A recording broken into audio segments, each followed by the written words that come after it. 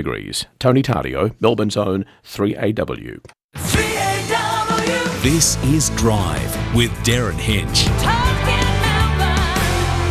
3AW. That's life. That's life. That's what all the people say. You're riding high in April, shot down in May. But I know I'm gonna change that tune when I'm back on top in June. I said that's life. Good afternoon. Well, there's a song called What a Difference a Day Makes, and boy, is it true in my case today. I walked out of the studio after yesterday's program and I felt pretty good about things. And why not? We'd had a touch of nostalgia by playing some of my broadcasts from 43 years ago when I reported from Cape Kennedy as Apollo 11 blasted off for the moon. And then yesterday I scored an exclusive interview with Buzz Aldrin, who had walked on the moon with Neil Armstrong, and we reminisced about that trailblazing astronaut who died suddenly at the weekend. As far as radio programs go, it was pretty good. But I was then called into a meeting with the station's general manager, Shane Healy, and the program director, Clark Forbes, and I can't be much of an investigative reporter because they sacked me and I didn't see it coming. In their managerial parlance and before the real spin kicked in, they said that they were just not renewing my contract next year. It was all very civil. I asked why, and I was told, we're taking the station in a different direction.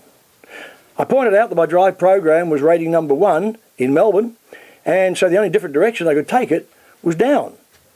I didn't get a real explanation for why I was being terminated, and I still haven't.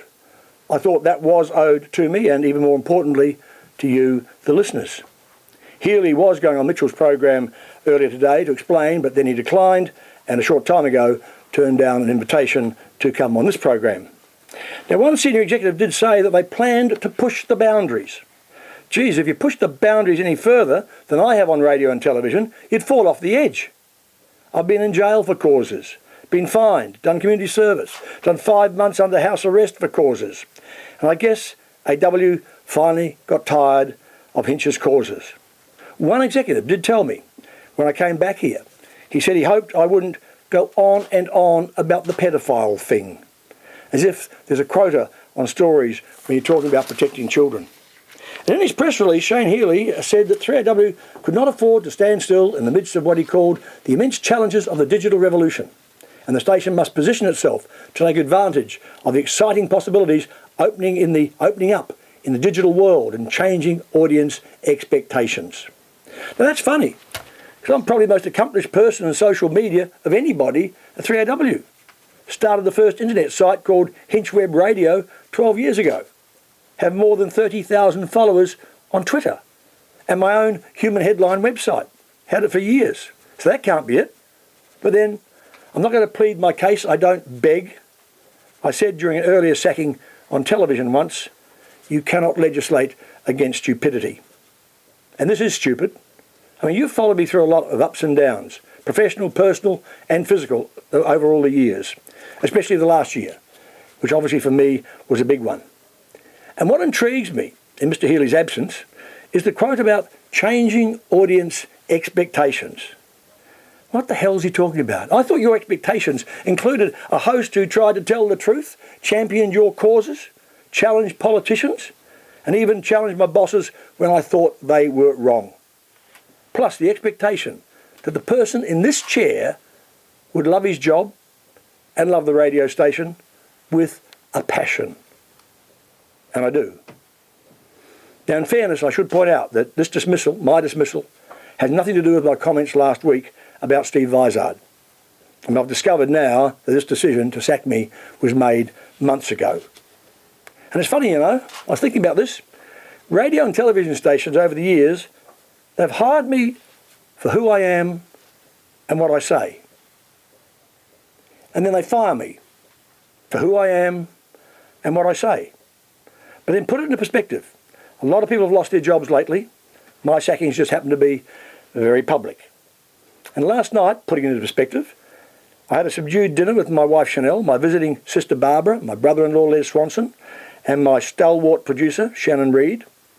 And I told them to keep one thing in mind in all of this. A year ago, I didn't think I'd even be alive. Didn't think I'd even be here 12 months down the track to even get fired. So at management's request, this is my last day on air for a while. I will be back next month, late next month, I hope, to fulfil my contract. And I will do it to the best of my ability. You wouldn't expect anything less of me, and I wouldn't accept anything less. So let's use the corny signature line. That's life, and let's get on with it. Now, a quick footnote, because I always have a footnote. I said I mustn't be much of an investigative reporter because I didn't see it coming. I was blindsided. But I shouldn't have been. In retrospect, earlier this year, without even telling me, the management of 3AW cancelled our annual 3AW Variety Bikeathon. I guess that's part of the change of direction. Even though we've given away 10,000 bikes to needy kids over the Christmases over the years. And I protested at the time, and it will be on next month on the Drive program only for one more time. And that lack of respect should have told me something. Also, I heard that my able fill-in, Tom Elliott, had been overheard telling someone at Channel 10 several months ago that, quote, this is Hinch's last year and he was replacing me. Now, I dismissed that as the wishful thinking of an ambitious young man, and good luck to him. But I was wrong, because I've since found out the decision to sack me was made back in June. Now, final point, a former director of 3AW's owners, and not former radio chief Graham Mott, who also thinks this idea is crazy, he told me today, this former director, he said he had always believed that 3AW could never be destroyed from the outside. It was too strong. It was too good. He said today he always thought any destruction would come from within. So maybe he was right. As I said, you can't legislate against stupidity.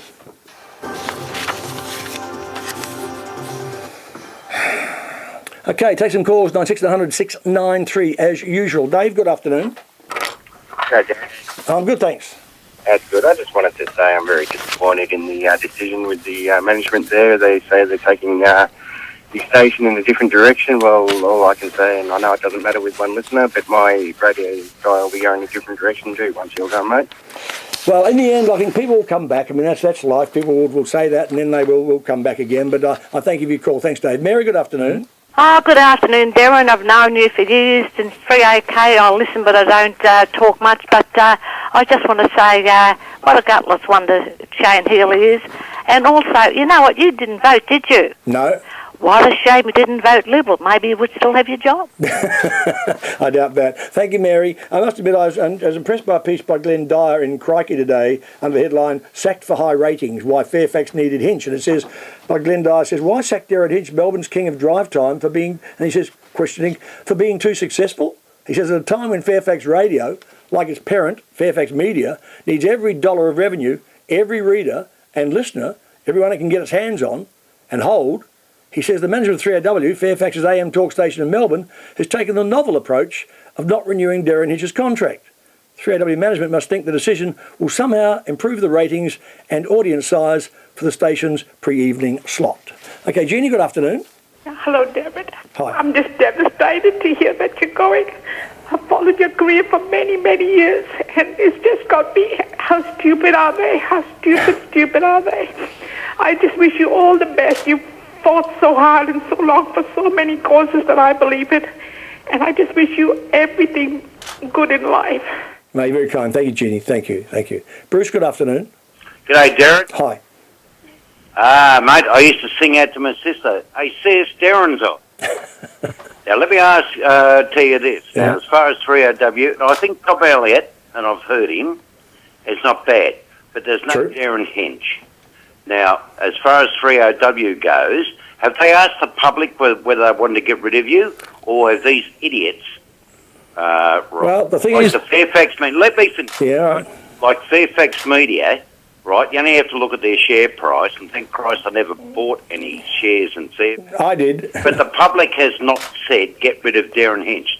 Now, you've stood up for the children. You've gone to jail, as you said before, for the the pedophiles, and naming them and all this sort of stuff. And I'm a retired prison officer.